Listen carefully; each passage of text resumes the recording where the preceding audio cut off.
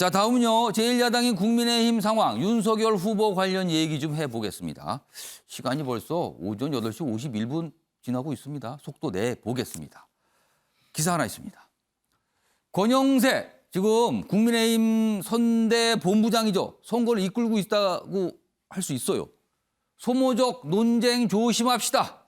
이준석 대표에게 공개 경고를 한 셈이 됐어요. 그리고 뭔가 단일화돼서 아직 열려있다. 이런 취지의 어떤 얘기도 좀 했거든요. 그러자 안철수 후보는 막상 시간 다 갔어요. 여기도 반응이 별로예요, 또.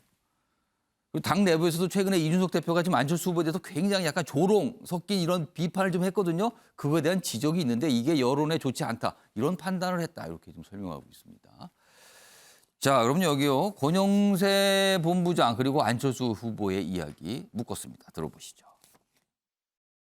당대표를 비롯해서 우리 모두가 사감이나 사익은 뒤로 하고 정권 교체라는 대의를 앞세워야 할 때입니다.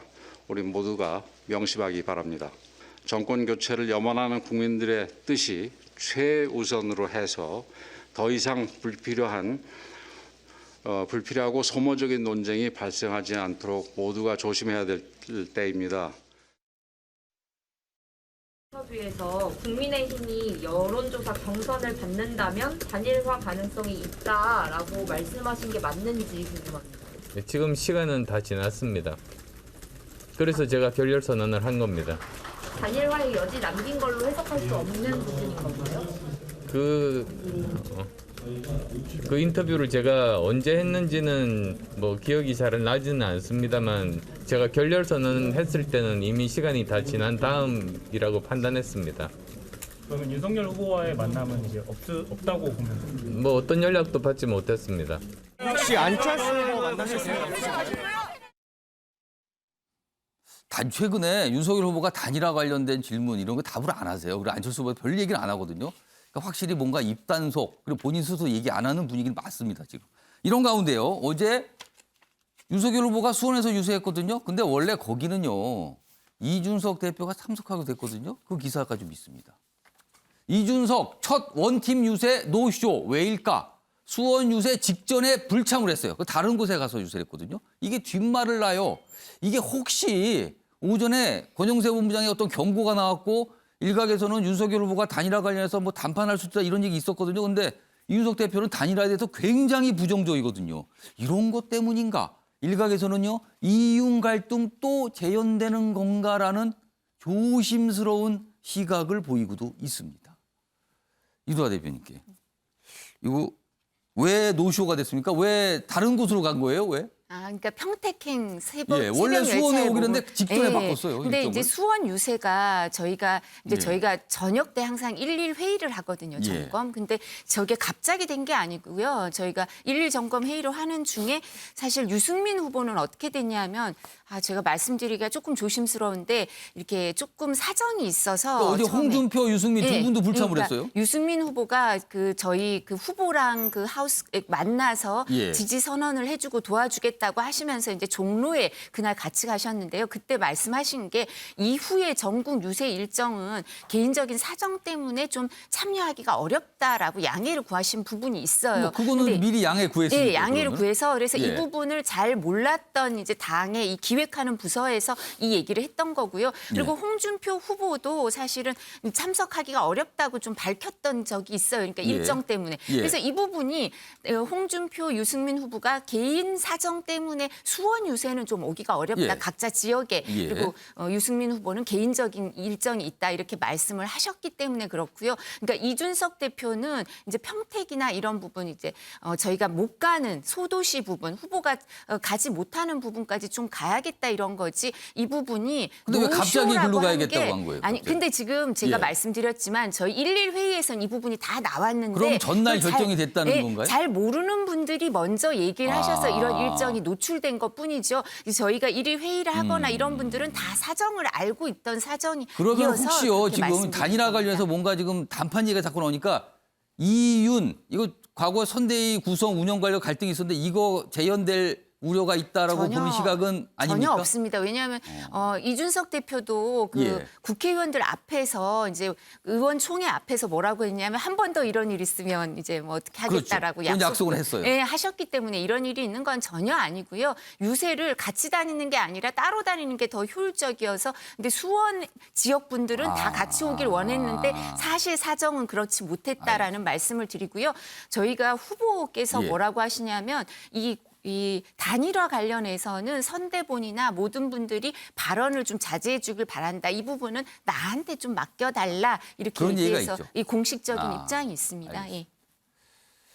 또 뒷말을 좀 났어요. 기사로 이렇게 또 다뤄지고 있고요. 그래서 다음 기사는요. 윤석열 후보의 어떤 생각 이런 걸 다룬 기사인데 여기는 또 이재명 후보만 빼고 다른 분들하고 뭐 이런 겁니다. 지금 분위기가. 이런 기사거든요. 이재명 세력 아니면 협치한다. 이렇게 얘기했어요. 어제 국회에서 한 행사가 있었거든요. 자, 윤석열 후보의 발언 들어보겠습니다. 민주당에도 과거에 DJ과 노무현 이 두 대통령의 DNA가 내려오고 있다고 생각합니다. 지금 이재명의 민주당을 구성하고 있는 이 주역들은 과거에 이런 멋진 찬란한 전통을 지닌 그런 민주당이 저는 아니라고 생각합니다. 그들을 몰아내고 우리 대한민국 헌법에 동의하는 분들과 멋지게 협치하고 양보하고 국민 통합을 이루어야 한다고 생각합니다. 자, 박봉우 의원님. 이재명 세력 아니면 협치. 그리고 뭐 이재명의 민주당도 뭐 같이 괜찮으신 분 있다. 뭐 그전에는 그렇게까지 얘기했거든. 뭔가 이것도 이재명 고립작전입니까? 이거 어떻게 보십니까? 그렇게 봐야죠. 어차피 이재명 후보 측에서 예. 정치 개혁을 카드로 해가지고 반윤 텐트를 치니까 맞불 작전으로 서로 지금 고립작전을 피는 거예요. 반이 텐트를 친 걸로 볼 수 있을 것 같습니다. 근데 여기서 하나 중요한 게 뭐냐면은 그 반윤 텐트의 치명적 약점이 있는데 예. 안철수 후보를 예를 든다면은 그 반윤 텐트라는 거는 어떻게 보면 이거지 않습니까? 이재명 후보 단일화는 아니지만은 에게 표가 갈 수 있도록 힘을 합치자는 얘기 아니겠습니까? 그런 포석이 그게 다시 말하면 있겠죠. 정권 재창출이거든요. 근데 안철수 후보는 지금 선거에 나온 목표가 뭡니까? 명분이 뭡니까? 정권 교체예요. 그래서 결코 화학적 결합이 될 수가 없고 예. 그런 차원에서 본다면은 반이 텐트는 훨씬 더 진정성 있고 어떻게 보면은 이게 화학적 결합이 가능한 거죠. 왜냐하면 정권 교체한 대의를 갖고 있기 예. 때문에. 그리고 또 가치나 이념적 지향성에 있어서도 예. 이재명 측보다는 윤석열 후보 훨씬 가깝습니다. 안철수 후보의 경우. 그래서 단일화 가능성도 여전히 남아 있고요. 그런 측면에 본다면은 반이 텐트가 형성될 수 있는 예. 그런 개연성이 있다라고 알겠습니다. 생각을 합니다. 자, 김광석 교수님. 그러니까 지금 이재명 후보, 윤석열 후보가 각각 상대를 고립시키고 다른 후보들과 같이 가자 이런 작전인 것 같거든요. 이게 어떤 게 통할지는 모르겠습니다만 이런 경쟁도 있군요, 지금. 그렇죠. 안철수 후보는 정권 교체가 목표가 아니라 그랬어요. 더 좋은 대한민국을 무슨 만드는 닥치고 것이 정권 교체 아니다 뭐 이런 표현을 아니다라고 썼어요. 분명히 얘기했습니다. 그래서 사실상 내용을 갖고 얘기를 하고 싶어 하는 거거든요. 그런데 지금 민주당이 내용을 줬어요.